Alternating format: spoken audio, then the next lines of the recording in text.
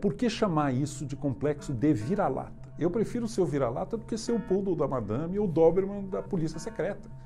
Agora, a ideia de Brasil Grande eu acho um equívoco. O problema não é que o mundo nos reconheça, o problema é que nós nos reconheçamos naquilo que somos.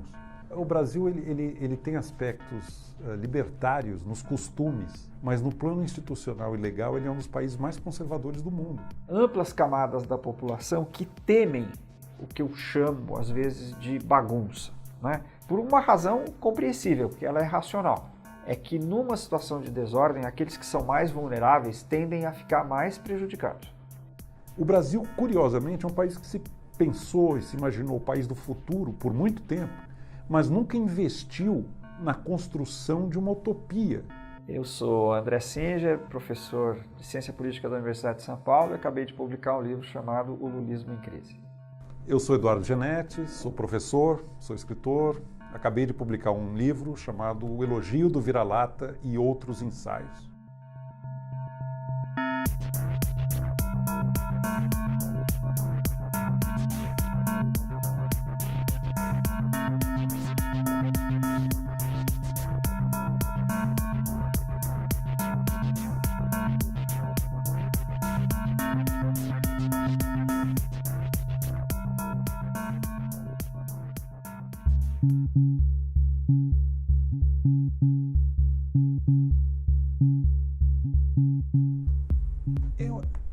É uma pergunta que eu faço, José. Existe um sonho compartilhado na nação brasileira? Existem valores que nos diferenciam?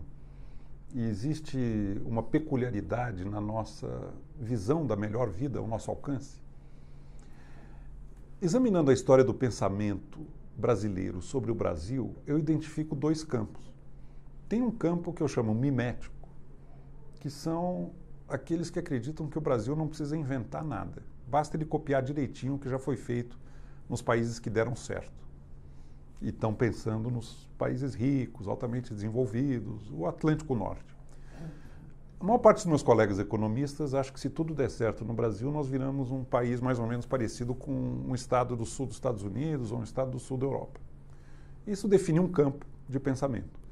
Posso dar exemplos e citar nomes aqui, mas eu acho que é um campo que está bem definido. É o campo mimético. Existe um outro campo, uma outra tradição de pensamento brasileiro, que eu chamo profético. O Brasil é portador de uma promessa de originalidade. Nós não somos uma cópia mal feita e mal desenhada de um padrão de civilização que nós nunca alcançamos. Nós temos problemas muito básicos na vida material, ninguém precisa negar isso. Temos problemas muito elementares de organização e de desigualdade profunda e vexaminosa, mas nós somos portadores de valores que nos diferenciam em relação ao padrão ocidental do norte europeu e do norte americano. Essa originalidade vem do modo como se fundiram na vida brasileira diferentes matrizes étnicas e culturais. E o que nos dá uma promessa de originalidade é predominantemente a presença diferenciada na vida brasileira do componente ameríndio e do componente africano, que trazem para nós uma subjetividade vitalizada, uma espontaneidade, o que o Rousseau chamava o doce sentimento da existência, o dom da vida como celebração imotivada. O Brasil, não obstante toda a sua precariedade material, civilizatória, ele é portador de uma certa exuberância no modo de ser, que é o que nós temos de mais valioso, e que é resultado da mistura, é resultado da miscigenação, por caminhos opressivos, por caminhos cruéis, mas é alguma coisa que pelo torto fez direito. E hoje é a nossa realidade. Daí a minha ideia de virar do avesso o complexo de vira-lata, do Nelson Rodrigues. O Nelson Rodrigues está coberto de razão quando fala do sentimento de inferioridade que o brasileiro costuma ter em relação ao estrangeiro. Ele se sente pior, ele se sente pobre, ele se sente mal ajambrado, ele se sente inferior. A pergunta é, por que chamar isso de complexo de vira-lata? Por que eleger o vira-lata para denotar o que há de ruim, o que há de pior, o que há de errado no Brasil? Pois o vira-lata é exatamente o que nós temos de melhor. O que há de errado em ser vira-lata? Eu prefiro ser o vira-lata do que ser o poodle da madame ou o Doberman da polícia secreta. O vira-lata é a mistura, é a miscigenação, é o sincretismo, É a nossa condição de pegar as nossas adversidades e transformá-las em conquistas, que é o que nós temos que fazer no Brasil. Então, eu acho que os miméticos têm algo a nos dizer em relação ao que devemos imitar, e algumas coisas nós precisamos absorver e imitar direito, mas não podemos perder jamais a pretensão de afirmarmos uma civilização brasileira, com a nossa cara, com o nosso jeito, que é um jeito vira-lata, e ainda bem que é assim. Eu não tenho uma reflexão sobre esse tema da profundidade que o Eduardo tem, porque não tenho estudado o assunto. O meu comentário é mais, digamos, médio, por assim dizer, de média profundidade, digamos. Eu enxergo um momento que talvez pudesse ser imaginado como de uma comunhão nacional, um pacto nacional abrangente, que talvez remetesse para uma identidade, que é o momento da Constituição de 88. Porque ali eu acho que se consagram duas ideias que tomaram conta, eu não vou dizer de todos os brasileiros, porque isso não existe, mas vamos dizer, tomou conta de uma espécie de cultura nacional, voltada para a democracia e para a redução da desigualdade. Que eu acho que são dois valores, dois ideais maiores, né? De um lado, a democracia é um regime político, né? Que permite a liberdade e permite a disputa pacífica entre as classes. Portanto, ele é um avanço civilizatório significativo. E a redução da desigualdade no Brasil é um elemento chave, porque a desigualdade é constitutiva, né, do Brasil. Claro que a desigualdade existe em todos os lugares, mas, digamos, esta enorme desigualdade que caracteriza o Brasil vem da sua formação. Então, num determinado momento, que tenha havido uma reunião em torno dessa ideia dupla, né, de democracia e desigualdade, que estão ligadas, porque a ideia é diminuir a desigualdade por meio da democracia e que a diminuição da desigualdade, por sua vez, garantiria a permanência da democracia e o aprofundamento da democracia, me parece uma espécie de programa nacional que talvez tivesse constituído uma espécie de identidade tardia. Porque nós demoramos muito para chegar, na verdade, a esse consenso, né? E uma das coisas que me preocupa do momento atual é que eu vejo isso se desfazendo. Espero que não se desfaça, mas eu acho importante assinalar que há uma espécie de dissolução desse pacto fundamental.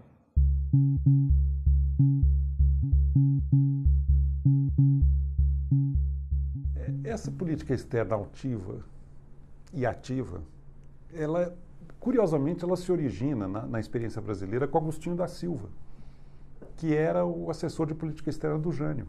É quem começa essa ideia de sul-sul e de valorização dos nossos traços identitários, contra uma ideia de que nós somos cópia piorada do que o mundo desenvolvido já é. Agora, a ideia de Brasil Grande eu acho um equívoco. O problema não é que o mundo nos reconheça, o problema é que nós nos reconheçamos naquilo que somos. Cada cultura incorpora um sonho de felicidade. A pergunta que nós temos que nos fazer é: qual é o nosso sonho de felicidade? Qual é a métrica, quais são os valores que nos diferenciam, que nos definem, em nome dos quais nós temos que nos organizar para construir? Eu estou de pleno acordo com o André que democracia e equidade são valores absolutamente essenciais, são fundamentais, mas não são suficientes para nos diferenciar. São valores do Ocidente moderno que nós temos que trabalhar para alcançar, mas não é por aí que nós vamos nos reconhecermos a nós mesmos. Eu acho que a desigualdade é realmente o problema capital hoje no Brasil. Nós temos que reduzir a vexaminosa desigualdade social, racial e de gênero. Mas a desigualdade é um valor que não constrói uma cultura. A equidade é uma condição para a construção de uma cultura. E a construção dessa cultura é um trabalho da sociedade, não é trabalho de governo. O Brasil tem um jeito próprio de ser. O futebol, agora na Copa do Mundo, a gente vê, há um modo brasileiro de ser em campo. E nesse ponto o Nelson Rodrigues é muito feliz, porque ele capta muito disso nas crônicas esportivas dele. E nós temos que ter a coragem de ousar o nosso sonho de felicidade, que não é o sonho do americano, do finlandês, do alemão, do inglês. O Brasil, curiosamente, é um país que se pensou e se imaginou o país do futuro por muito tempo, mas nunca investiu na construção de uma utopia e de uma imaginação sobre o seu próprio futuro. Os grandes intérpretes do Brasil, quase todos olham a nossa identidade para trás, retrospectivamente. A nossa formação, as nossas origens, as nossas mazelas, a nossa formação. Pouquíssimo se fez no Brasil na construção de um sonho brasileiro, de um pensamento prospectivo. Qual é a nossa identidade prospectiva? Eu acho que essa é a pergunta que cabe fazer e que nós mal começamos a fazer.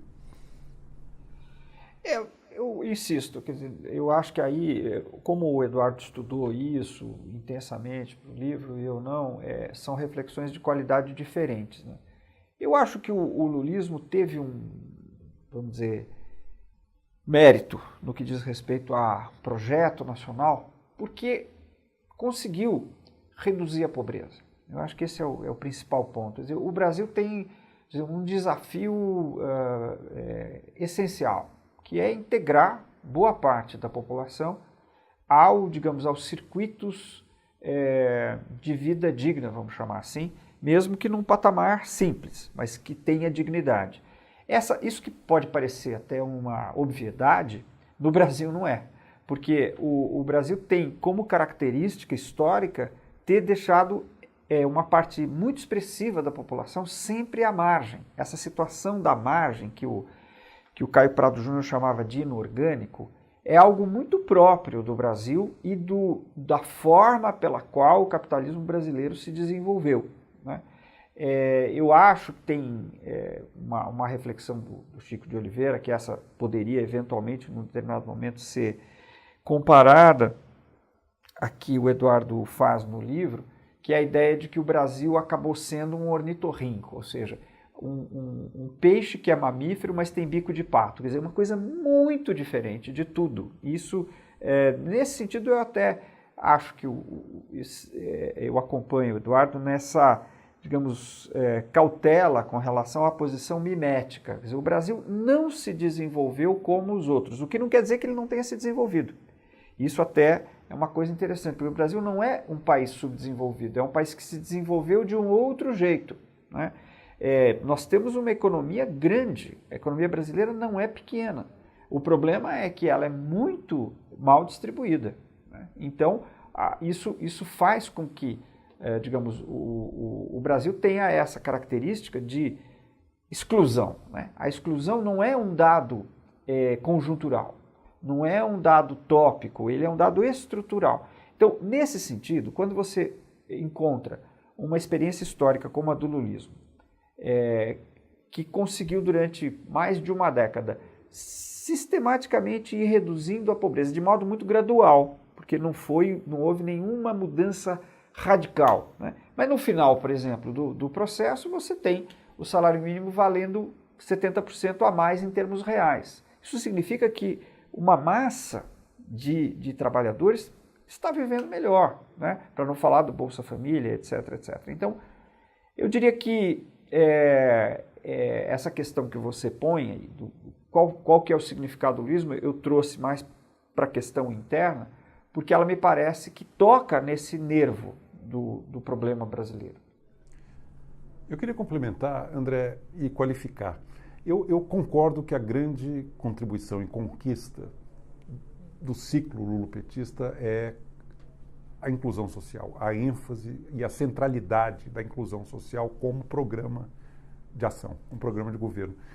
Acho que houve um erro de tônica dominante, porque a inclusão social ao estilo lulopetista foi muito mais pelo lado do consumo e da industrialização, do capital físico, gerar empregos na indústria, embora com resultado, você já comentou em relação a Dilma, E eu gostaria de ter visto essa política de inclusão social menos focada em consumo e mais focada em capacitação, em ensino fundamental da mais alta qualidade para todos os brasileiros, em saúde pública, em creche, em atendimento às demandas de cidadania, de transporte coletivo e não tanto do acesso à passagem aérea, ao carro, aos bens de consumo duráveis.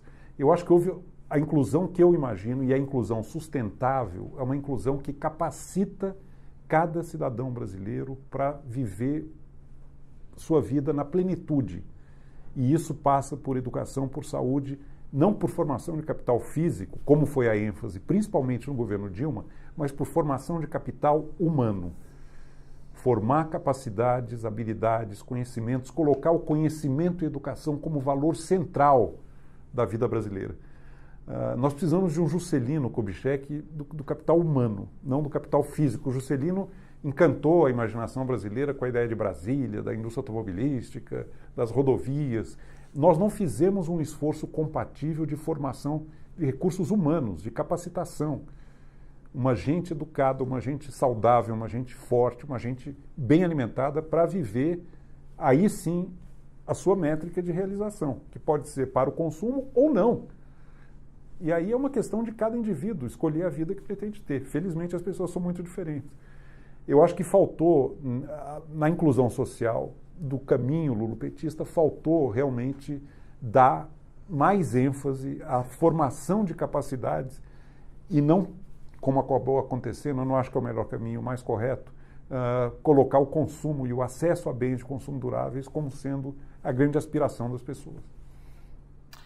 Aqui eu queria assinalar uma convergência, né? Tanto no que diz respeito à centralidade da desigualdade, do combate à desigualdade, que eu reconheço tanto no livro quanto agora na exposição do Eduardo, que acho que nós estamos juntos nisso. Como também eu diria o seguinte, eu compartilho da ideia de que a gente tenha que investir no capital humano, na educação, na saúde e oferecer condições dignas e equivalentes para as pessoas começarem a sua trajetória na vida, e estou também de acordo com a ideia de que o consumo é algo que deve ser uma opção de cada um e que não é o modelo consumista, está longe de ser o modelo civilizatório que me agrade. No entanto, eu só queria fazer, tendo assinalado essas convergências, eu queria fazer uma observação que é a seguinte: não me parece que no projeto lulista tenha havido, pelo menos de maneira deliberada, uma escolha em favor do consumo em detrimento do investimento, por exemplo, em saúde e educação. O que eu acho é que houve uma visão de que, primeiro, você precisava dar a condição de acesso ao consumo para uma camada da população, que infelizmente é muito ampla, que tem uma demanda reprimida de consumo enorme, né, que precisa desse acesso em termos imediatos para poder ter um desafogo, e que simultaneamente esse desafogo representa uma forma de ativar a economia brasileira, não é? Reativar a economia brasileira por baixo. Então, e eu queria chamar a atenção para o fato de que, se a gente examinar esses 12 anos, houve muitos planos, e planos alguns até bem-sucedidos, por exemplo, na área da educação. Seria fácil citar vários exemplos que tentaram dar conta daquilo que eu acho que o Eduardo concordaria comigo, que a gente poderia chamar de gargalos estruturais, né? Que é educação básica, saúde básica, saneamento, né? Tudo isso que, evidentemente, o país tem que resolver. Ou seja, eu queria chamar a atenção para o fato de que eu não acho que exista essa dualidade tão forte.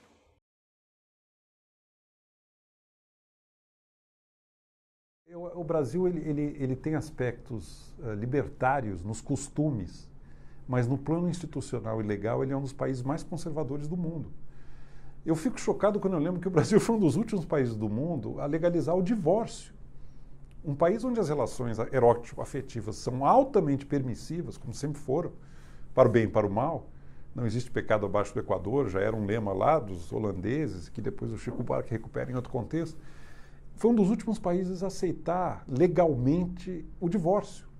Agora, com a questão das drogas, é a mesma coisa. Um país onde o consumo de drogas, para o bem ou para o mal, mais para o mal do que para o bem, mas no caso da maconha, não tanto para o mal, está altamente disseminado, vai ser um dos últimos países do mundo, de novo, a legalizar o consumo de drogas. O Uruguai já fez, Portugal já fez, o Canadá está fazendo. Então, é um país permissivo no plano das relações, dos costumes, mas ele é altamente conservador e até retrógrado no campo da explicitação disso em leis e aceitação no campo legal. Tem outros exemplos nessa mesma linha, mas esses dois são muito eloquentes. Eu tenderia a achar que sim, que o Brasil tende a ser um país conservador, por dois motivos. Primeiro, porque você tem um sistema de dominação muito fechado, né? E que é o par, digamos assim, desse processo de exclusão que eu procurei destacar. Por outro lado, junto com esse, digamos, sistema de dominação muito férreo, você tem amplas camadas da população que temem o que eu chamo, às vezes, de bagunça, né? Você poderia também chamar de desordem. Por uma razão compreensível, porque ela é racional. É que numa situação de desordem, aqueles que são mais vulneráveis tendem a ficar mais prejudicados. Então, eles, vamos dizer, numa situação em que o confronto se acirra, logicamente recuam e procuram defender o pouco que têm. Então, se você soma essas duas coisas, há uma tendência conservadora. Mas tendência é uma coisa, outra coisa é a história, né? Porque a história é feita, né, pela vontade dos atores a cada momento. Num país conservador como o Brasil, você ter tido a Constituição de 88, aliás, ter a Constituição de 88, apesar de todas as ameaças sobre ela, e ter, por exemplo, nós termos vivido esse período democrático vigoroso que nós vivemos entre 89 e 2014, é um sinal de possibilidades, né? Eu quero deixar bem claro que, como nós estamos vivendo uma etapa difícil, é importante assinalar episódios como, por exemplo, o do assassinato da vereadora Marielle Franco, em que você vê a barbaridade que ocorre no Brasil, né? Nós estamos, um grau de violência política, de violência social incrível, né? E que nos coloca num patamar muito distante dos nossos objetivos e valores. No entanto, a democracia é um caminho para tentar avançar na resolução desses problemas, né? E eu quero insistir nisso. Nós estamos num momento muito ruim, mas até 2014 o Brasil teve uma democracia forte, num contexto raro em países periféricos.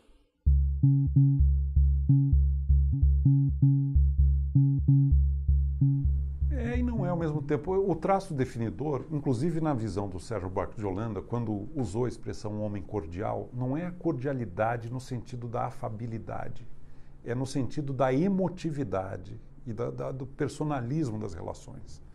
As relações no Brasil são intensamente pessoais e calcadas muito mais em emoção do que em regras impessoais. O Sérgio Buarque conta de um negociante da Filadélfia que veio ao Brasil e ficou chocado porque no Brasil ele não conseguia ter um cliente ou um parceiro de negócio ou um funcionário se ele antes não se tornasse amigo da pessoa. Nos Estados Unidos não é assim. É aquela relação impessoal completamente pautada numa regra. E não há essa cobrança, que eu acho bela, de um reconhecimento pessoal da pessoa. É um relacionamento, antes de mais nada, afetivo. A violência é uma manifestação disso, de um país onde o marco da norma, o mínimo legal, é muito frágil, é muito precário ainda. Nós precisamos construir isso, mas sem perder o que nos diferencia, que é o nosso componente afetivo nas relações humanas. Não podemos jogar a água suja fora junto com o bebê. O importante é preservar essa vitalidade urubá filtrada pela ternura portuguesa, construindo ao mesmo tempo um ordenamento das nossas relações no plano da vida social que nos permita exercer a nossa liberdade com desenvoltura. apurar a forma da convivência sem perder o fogo dos afetos. É isso que nós precisamos construir no Brasil. Eu acho que a violência é um traço distintivo, porque o Brasil se constitui como um território originalmente de negócios para o centro capitalista, né? No caso, inicialmente, a primeira atividade que deu certo, né? A produção de açúcar, com base na escravidão, né? Então, as Américas, por meio de Espanha, Portugal, Inglaterra, reinventam a escravidão, que era uma instituição da antiguidade que tinha sido extinta, né, no Ocidente. Essa reinvenção da escravidão é da maior gravidade, porque, na verdade, mostra até de maneira surpreendente que o capitalismo pode conviver, e não só conviver, mas ele pode se sustentar e se reproduzir com base num tipo de trabalho que parece o oposto daquilo que caracteriza o capitalismo, que é o trabalho livre e assalariado. Mas no Brasil foi assim, não só no Brasil, né, nos Estados Unidos, em outros países da América também, das Américas também. De modo que eu acho que esse traço é constitutivo, ele vai, digamos, se desdobrando nessa exclusão que é permeada da violência o tempo todo, né? E infelizmente é difícil fazer esse tipo de relação numa fala tão curta, porque aí pode parecer, digamos, que faltam mediações, né? Mas quando a gente vai ver o que acontece nas comunidades, né, com o assassinato sistemático de negros, de pessoas de baixa renda, etc., etc., tem a ver com essa história, né? Então, eu creio que esse traço é um traço que nós temos que enfrentar, né? E por isso, eu volto a dizer que acho que esse ideal, né, de que nós pudéssemos transitar por uma desigualdade pequena, ou menor, ou aceitável em termos civilizados, por meio da democracia, pode-se pensar, não digo como exatamente uma identidade, mas como um ideal unificador, digamos, do Brasil, pelo menos num certo momento. É curioso, André, que o Brasil nunca tenha tido uma grande ruptura, né, institucional, de uma revolução. É verdade.